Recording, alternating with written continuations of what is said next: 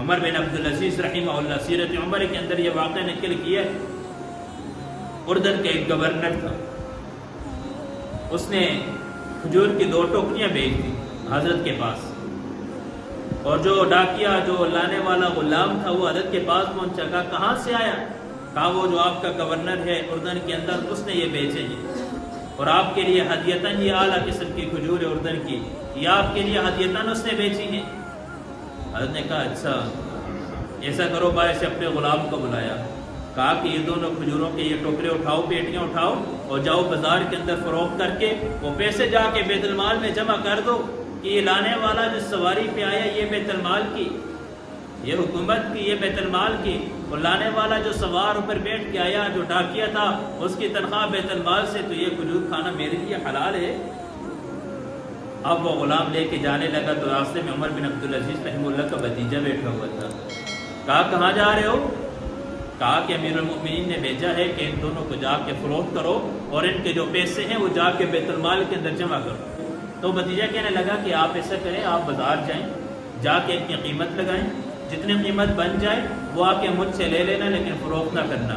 14 درہم قیمت لگی، بھتیجے کے سامنے کہا 14 درہم قیمت لگی ہے، کہا یہ 14 درہم مجھ سے لے لو اور جا کے بیت المال میں جمع کر دو، اور ان میں سے ایک ٹوکری میرے پاس رکھ لو، ایک جا کے عمر بن عبدالعزیز کے حوالے کر دو، بولو آپ کے بھتیجے نے پیسے جمع کروا دیے ہیں، اب یہ بیت المال کا مال نہیں ہے، اب یہ انفرادی ہو چکے، اب آپ اس کو استعمال کریں۔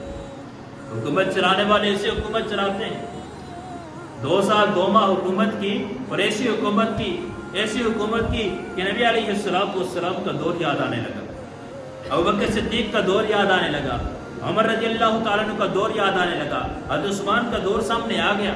عمر بن عبدالعزیز کی حکومت ایسی حکومت تھی، 2 سال 2 ماہ حکومت کی، جس نے حاکم بنے بیوی سے فاطمہ سے کہا کہ میں آپ کا حق ادا نہیں کر سکتا، آپ کا حق ادا نہیں کر سکتا، اگر آپ اپنے ماں باپ کے گھر جانا چاہتی ہو تو چلی جاؤ۔ کہا جب آسانیوں میں آپ کے ساتھ آپ نے میرا ساتھ دیا، مشکل وقت آ گیا، حکومت آ رہی ہے تو مشکل وقت آ رہا ہے، آج ہمارے ہاں حکومت کے لیے لڑائی کی جاتی ہے، زبردستی لی جا رہی ہے، حکومت مل جائے تو اب آسانیاں ہم اب بدلے رہیں گے۔ کیا کہہ رہے ہیں کہ مشکل میں آپ نے ساتھ دیا، آسانیوں میں آپ نے ساتھ دیا، آسانیوں میں ساتھ آپ کے رہی، اور اب مشکل وقت آ گیا، حکومت آپ کو مل گئی، ذمہ داری ہوگی، عوام کی ذمہ داری آپ کے اوپر آ گئی، اور میں آپ کو چھوڑ کے چلی جاؤں؟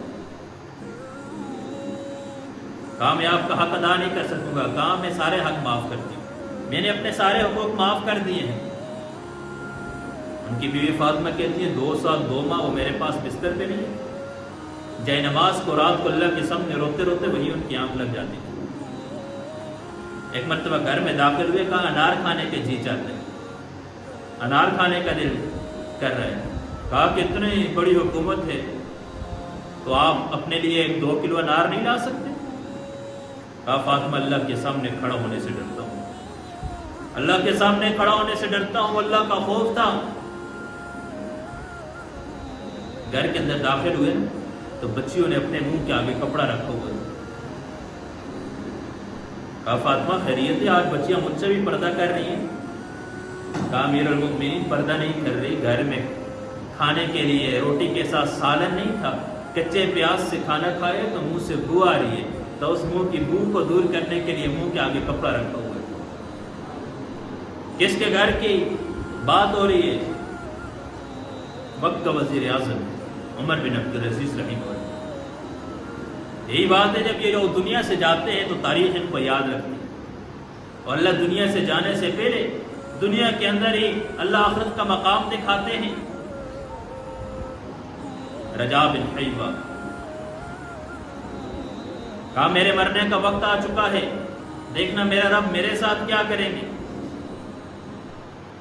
فرماتے ہیں کہ جب عمر بن عبدالعزیز کی لاش اٹھی نا، جب قبر کے پاس لے کے گئے تو قبر میں رکھنے لگے، عمر بن عبدالعزیز نے کہا نا رجاء بن حیوہ سے کہ میں نے اپنے ہاتھوں سے بڑے بڑے جنازے دفنائے، ان ہاتھوں سے بڑے بڑے وزراء کو دفنایا ہے، بڑے بڑے بادشاہوں کو قبر کے حوالے کیا ہے، لیکن کسی کو دیکھا اس کی لاش کانپنے لگی، بیٹے کہنے لگے عمر بن عبدالعزیز باپ زندہ ہے، میں نے کہا زندہ نہیں، قبر کا عذاب جلدی شروع ہو چکا ہے۔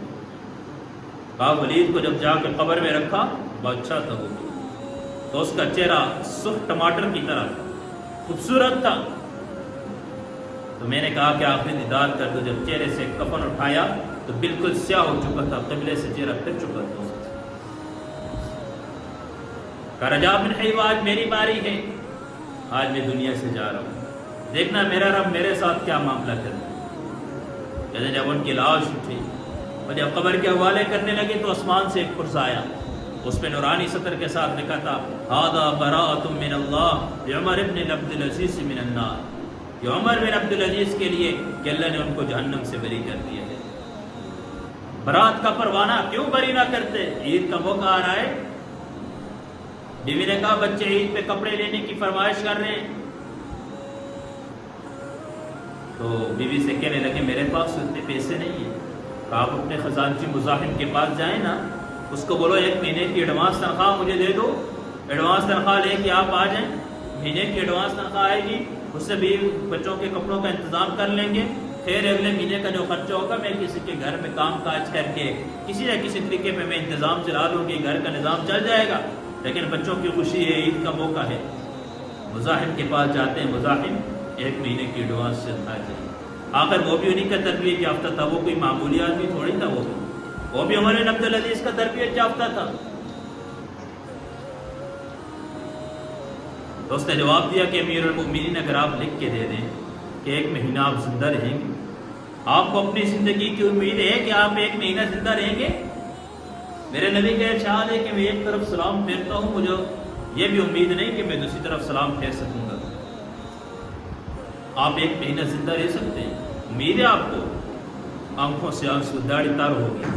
واپس آئے, بیوی سے آ کے کہا کہ بچوں کو کہہ دو کہ باپ آپ کو کپڑے لے کے نہیں دے سکتے. عید کا دن ہوا, نماز پڑھانے کے لیے آگے ہوئے.